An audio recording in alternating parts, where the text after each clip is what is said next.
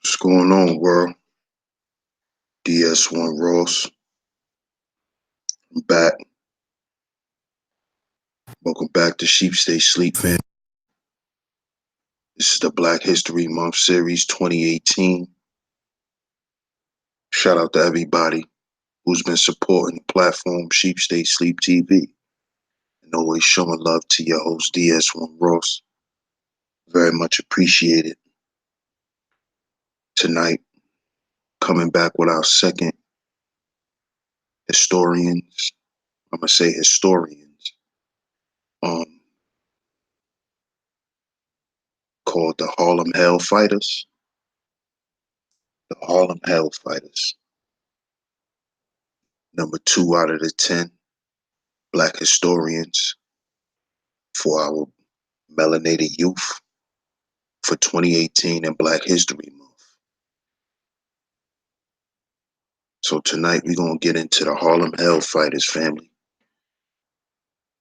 Shout out to everybody that's coming through. Make sure y'all hit that like button. Make sure y'all share this.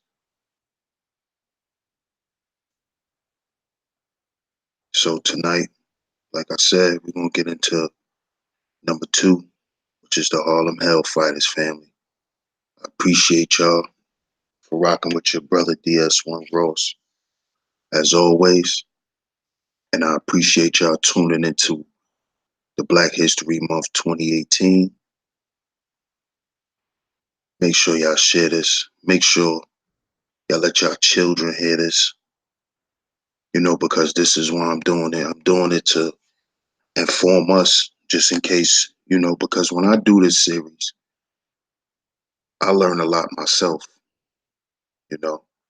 So I definitely want to inform the parents, but this is also for our children. This is mainly what I do it for.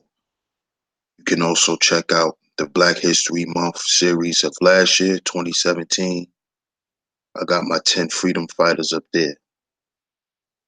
So whenever y'all got the time, family, and just let your children hear some of these historians. Let them get to know them, and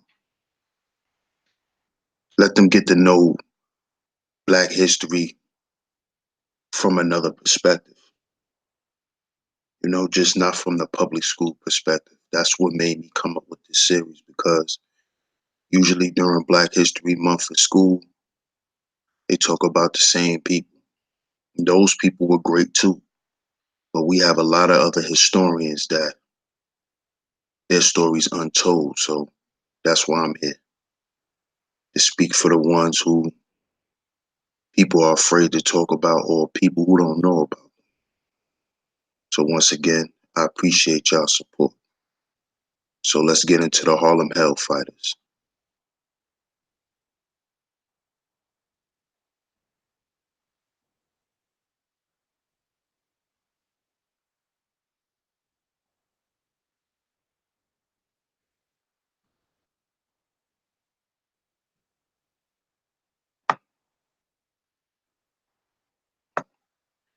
This is an article I found by James Clark, April 20th of last year. He wrote this article, and this is about the untold stories of the Harlem Hellfighters of World War I. So let's get into it, family. This year marks the centennial of the United States entrance into World War I, a conflict that claimed millions of lives, redrew the world map, and changed war forever. Countless stories of heroism and hardship emerged from the fight in Western Europe, and many of them involve the 369th Infantry Regiment.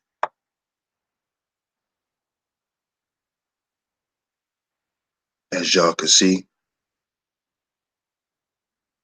all these brothers were melanated. 369th Infantry, family. It says, the first Black American infantry regiment to fight in World War I, the 369th spent more time in the trenches and under fire, 191 days, than any other U.S. unit. A National Guard regiment, the 369th, recruited out of New York City in large numbers, and German soldiers who witnessed their battlefield prowess quickly dubbed them the Harlem Hellfighters. So just in case y'all don't know, family, Harlem is in New York City. Just in case y'all didn't know, Harlem is in New York City. So this regiment came directly out of New York City, the Harlem Hellfighters. Let's continue. Though their actions didn't immediately alter the fight for equal rights at home, the regiment's wartime service heightened the sense that sending African Americans to fight for democracy abroad, while racial segregation and inequality went unchecked at home. So as y'all can see, even though they went around the world and fought for democracy, they still was dealing with racism. They still was dealing with racism right at home in America. So even though they went abroad to fight for America and for what quote unquote America stood for, they still dealt with racism, segregation, biasness, prejudice right at home, right where they were from.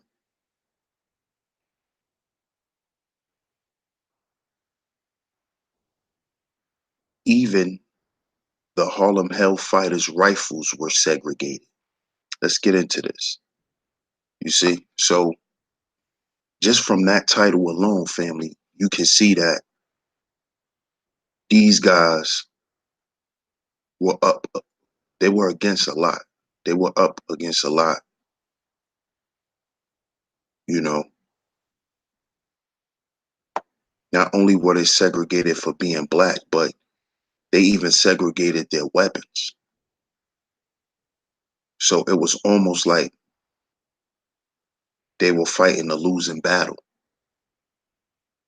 But let's get into the story because it's very, very interesting. Shout out to everybody in the chat. I appreciate it. By the time the United States joined the war, its allies were in desperate need of reinforcement.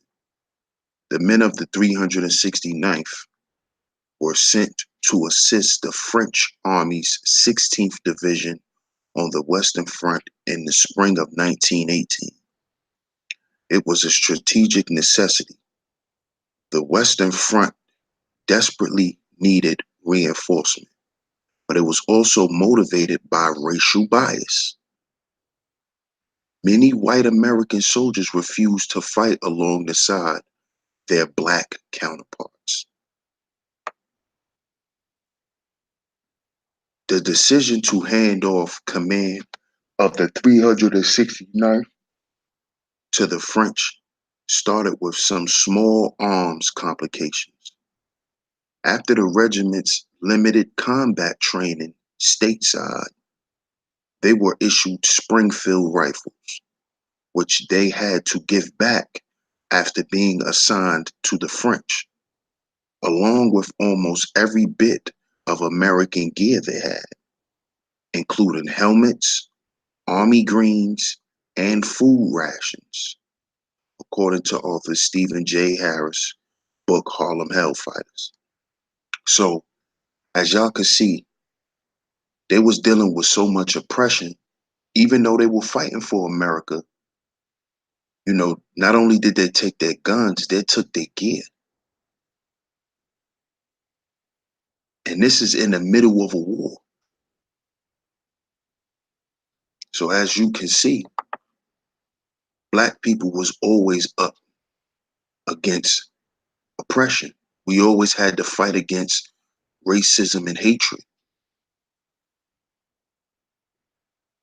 even when you're fighting for America. That's some interesting stuff, man. In place of their Springfields, the 369th received the French Lebel rifle, which had a reputation for reliability, but was temperamental and annoying to load. Some members of the regiment, like Captain Hamilton Fish, saw the exchange as a bit of a disappointment. Their Lebels were nowhere near as good as our Springfields, Fish said in Harris's account. The French, you see, were great believers in the hand grenade. Their rifle seemed more or less something to put a bayonet on. Number two, that's okay. The Hellfighters had Black Death and bolo knives. And look at this brother. This brother looked militant. Look at his face. He not smiling at all. While standing watch in the Oregon forest in May 1918, two 369th soldiers, Private Henry Johnson and Private Needham Roberts, were attacked by a 12-man German raiding party. Outnumbered and under fire, the two men fought off the initial attack. But after Roberts was badly wounded, Johnson remained with the injured soldier to keep him from being taken prisoner by the Germans. Wounded, advancing on the enemy with only a bolo knife, Johnson killed one German soldier by stabbing him in the head and forced the survivors to retreat. Johnson's actions earned him national acclaim, as well as the incredible metal nickname Black Death. Johnson and Roberts were among the first Americans to be presented the Croix de Guerre for valor by the French military. And in 2015, Johnson became the second African American to receive the Medal of Honor for actions during World War I, presented by President Barack Obama during a posthumous award ceremony at the White House. So as you can see, we overcame that. Them brothers overcame what they had to deal with. They had bullshit guns. They had no gear. And they were being attacked. And as you can see, they still came out on top in this situation. They made those guys flee by using a bolo knife. And one thing that's very important that we need to point out, family, is that he didn't leave his partner because his partner was injured. He didn't leave him. That's brotherhood. That's unity. So I must stress that, family. I must stress that. Number three, when not kicking ass in Marnin, bebop and Hellfighters helped bring jazz to Europe. So again, we were trendsetting. We was bringing our culture all over the world. As you can see, wherever we went, we brought our culture. And it influenced the world. So these brothers helped bring jazz to Europe. Because of course, a lot of the jazz came out of Harlem. Let's continue. Among the Hellfighters, many distinguished members was James Reese, Europe, a renowned ragtime and jazz musician who served as both an infantry officer and the regiment's band leader. These guys was multi-talented. Europe had a hard time finding enough trained recruits to play in the regimental banned in New York. So he traveled to Puerto Rico and enlisted more than a dozen black instrumentalists from the island to round out his band, according to the New York Folklore Society. The band, which recruited up to a third of their members from Puerto Rico, introduced European audiences, particularly in France, to live jazz music and influenced the careers of notable musicians on both sides of the Atlantic, according to the society. Musicians like Europe continue to play while serving abroad, touring thousands of miles to perform, according to Rob Pascal, director of the U.S. Army's Military History Institute. So, as you can see, while they were at war, going from place to place, these brothers had time to entertain themselves. They still entertained themselves, and they entertained the people in the countries that they were going to. This is why we gotta love ourselves, family. This is why. And this is why I started doing this series last year, because we need to show our children the reason why they should love themselves as being black people. Don't be ashamed. Don't listen to what the media say, because we have history. We have a very large history. It's more than just Malcolm X, Martin Luther King, Marcus Garvey. It's more than that. It's more than that. This exposure to a deeply American style of music, jazz, had a profound and lasting impact in France. So as you can see, they basically created the music scene in France. Black men who fought in World War I, black men from Harlem, New York. So you can thank them for the music scene that we have in France today. And then you wonder why a lot of our hip hop artists, when they do international tours, they have to go to France. You see? It has also produced a corpse of Latin and black musicians who found themselves in demand in New York after their service. So as you can see, after a lot of these brothers got out of the military, the army and stuff like that, people were requesting them to come and play music. So these guys had a whole nother career outside of serving in the army. While concrete proof is impossible to produce in these sorts of social environments, Pascal writes, it is likely that the regiment's band performances in 1917 and 1918 had much to do with creating or accelerating the French taste for American jazz, a phenomenon that has persisted until this day. You see, so as I say, they help shape and mold the music taste and the music business and industry that's in France today. The Harlem Hellfighters, black men.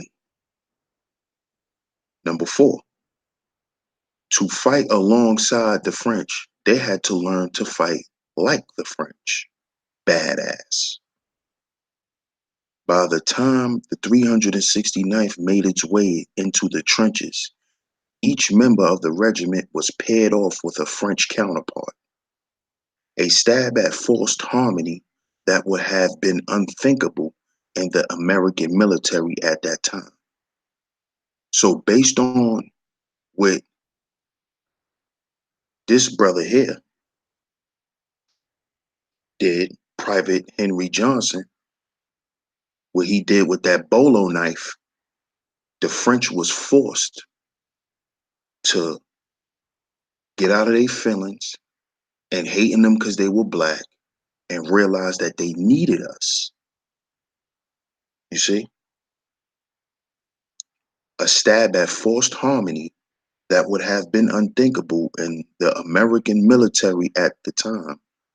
The pairs then trained intensely for 3 weeks near the front and amid sporadic attacks by German aircraft and artillery. The Hellfighters quickly learned the tricks of trench warfare. From their French counterparts, according to author Peter N. Nielsen's A More Unbending Battle, the Harlem Hellfighters struggled for freedom in World War I and equality at home. Also notice something, family, before I continue. A lot of people wrote books about the Harlem Hellfighters, as y'all can see. That's what y'all see in this blue here. These are references.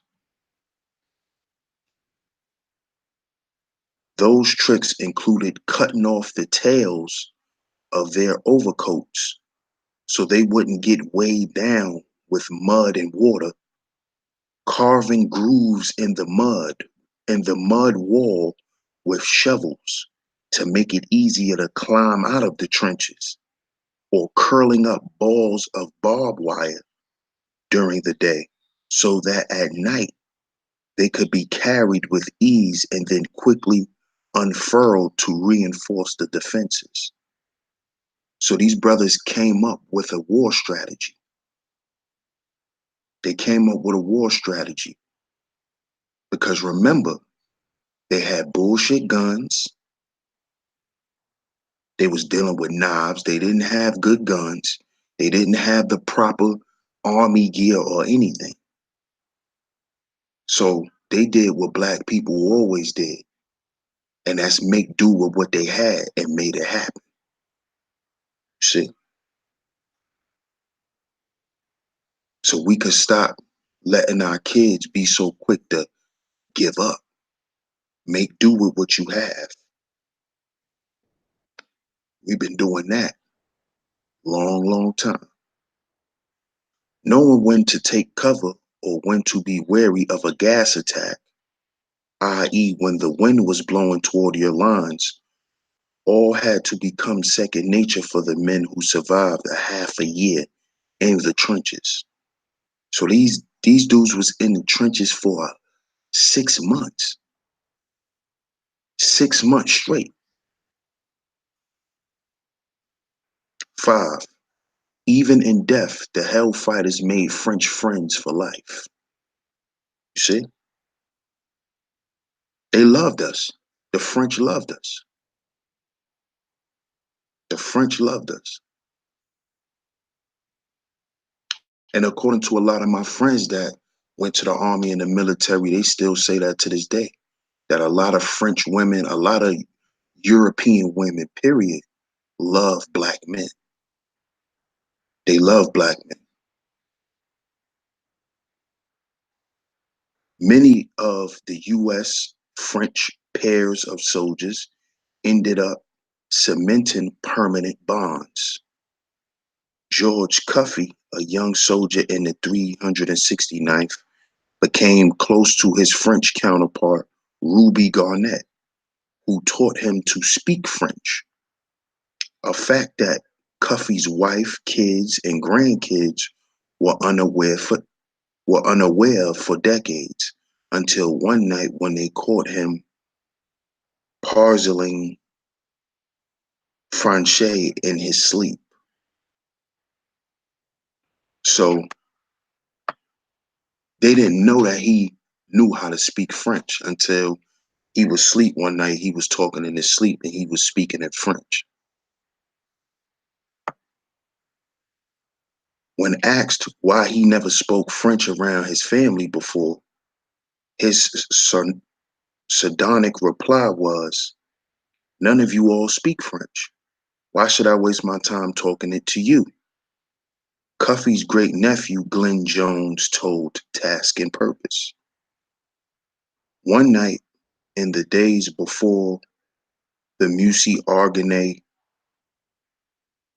offensive, a massive battle that stretched along the Western Front and lasted 47 days, ending on Armistice Day, Garnett took Cuffy's place on watch.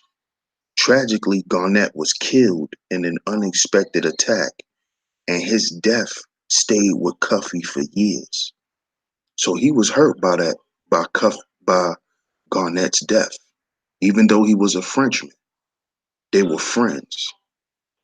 He loved Garnett. You see,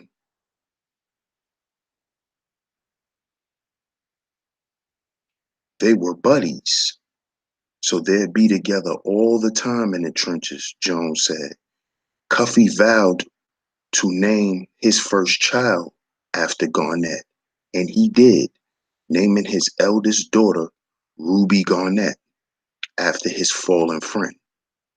If they hadn't traded watches, Cuffy's great-nephew said he felt it would have been him and not Ruby.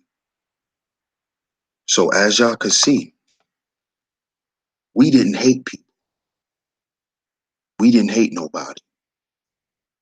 Even though we dealt with a lot of hatred, even though we were segregated, even though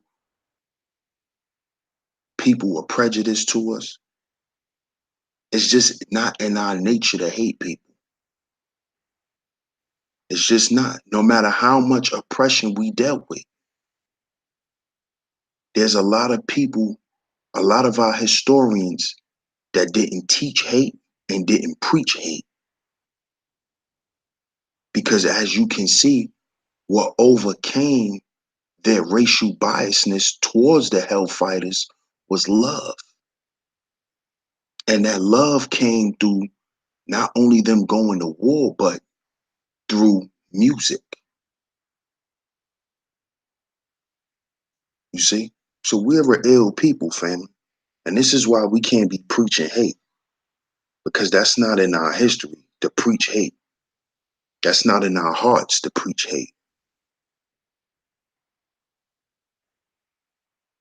So I'm going to go to one more article. Then I'm going to take a look at the chat and give some shout outs. I appreciate y'all for tuning in tonight, family. I really, really do.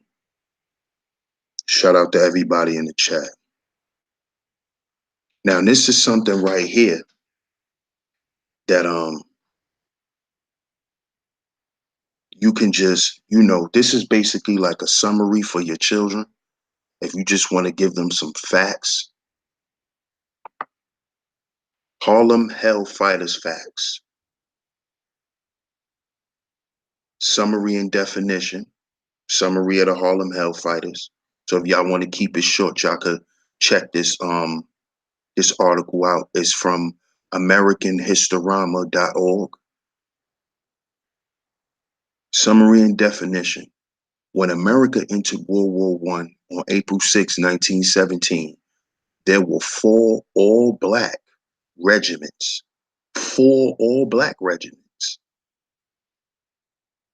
You see? So we was even masters of war. Us, not them, us. Okay?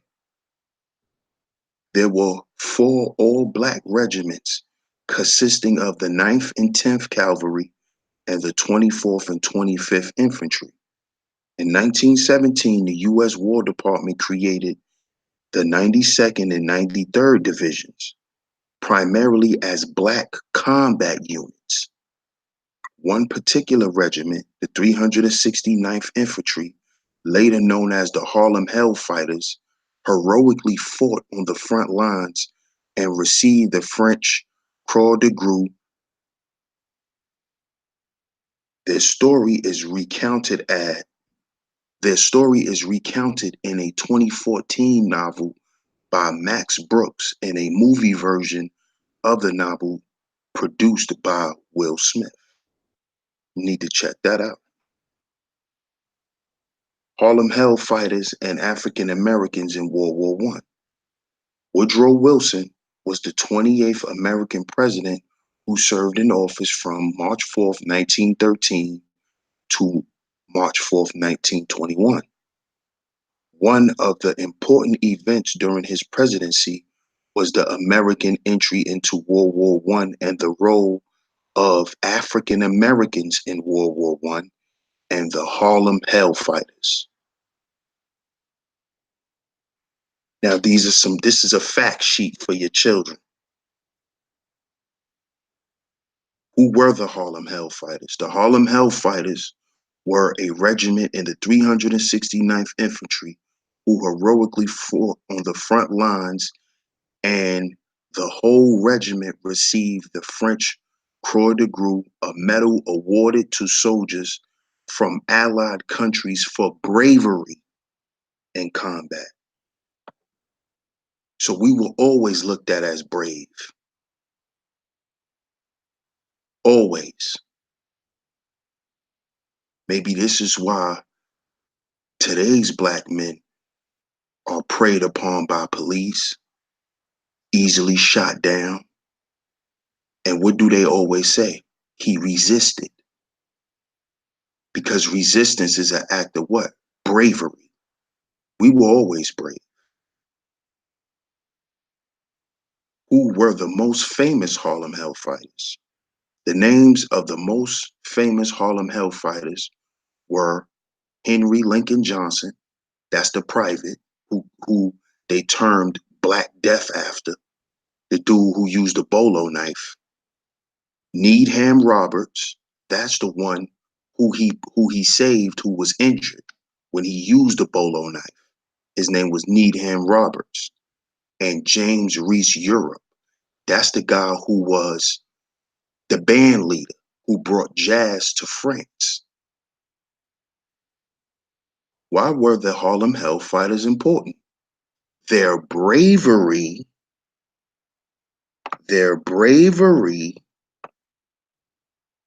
during World War I changed the Americans' public's opinion on African American soldiers and helped pave the way for future African American soldiers. You see? You see? You see?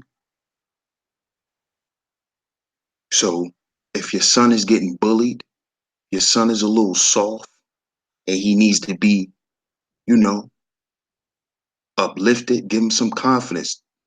Teach him about the Harlem Hellfighters. And teach him the story of them and how they were honored for being brave, and how being brave actually represents black men in American society. When they think of black men, that's what they think of: courage, bravery, intelligence, being trendsetters. Teach them this, family. Teach your black boys about this stuff. Because maybe if he look back into his history and see why it's great to be brave and not to be a coward, not to be afraid, this can influence him. See, that's what we need to use our history for. We need to use our history for progress. And we need to make our history relevant to our children today. Because if we can't apply none of our history into our children's lives or show them the connection, this is why today you have a lot of young black children growing up and they don't want to be black. They don't want to be classified as black. They're afraid to be black men because they don't have any references. You see? Where did the Harlem Hellfighters fight? They fought on the Western Front, notably in the Battle of Chiteau. Chateau Ferry and the Battle of Belleau Wood during the Asani Marnin campaign.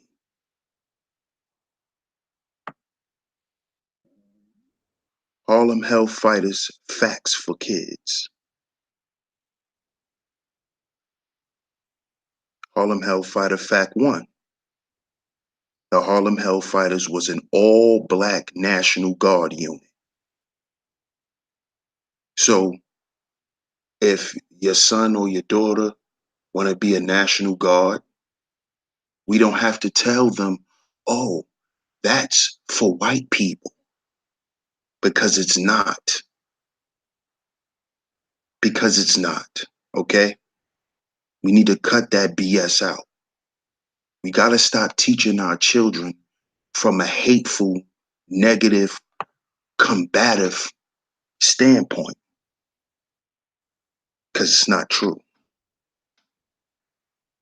So as you can see, family, like I said, just go to AmericanHistorama.org. Here it is here.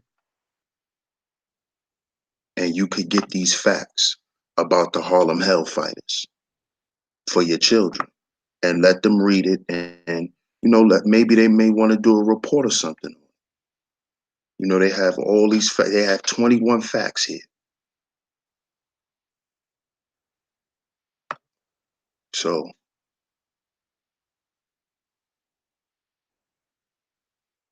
stop sharing. Shout out to everybody in the chat, like I said. Let me give some shout outs. Shout out to Soul Alchemy, my sister Akasha. I got you right now, sis. There you go. I appreciate all the support. Shout out to my sister Melanated Neutrina. Good to see you in the building. Shout out to Sheena Waller. Good to see you in the building. Shout out to my brother Black Worlds. Good to see you, bro. Shout out to my brother Suge. As always, big bro, you know what it is. Shout out to Chef JT, my day one brother. Good to see you, bro.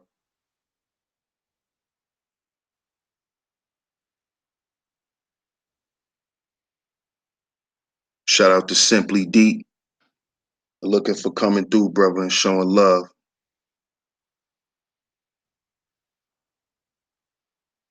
Shout out to Majestic. Looking for coming through, sis. Shout out to my sister Kay Brooks.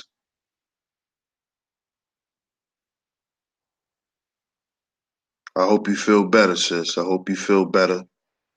And you could catch the playback whenever. But good looking for coming through. Shout out to Suicide. Looking for coming through, bro. Shout out to my sister Krista Taylor, home team.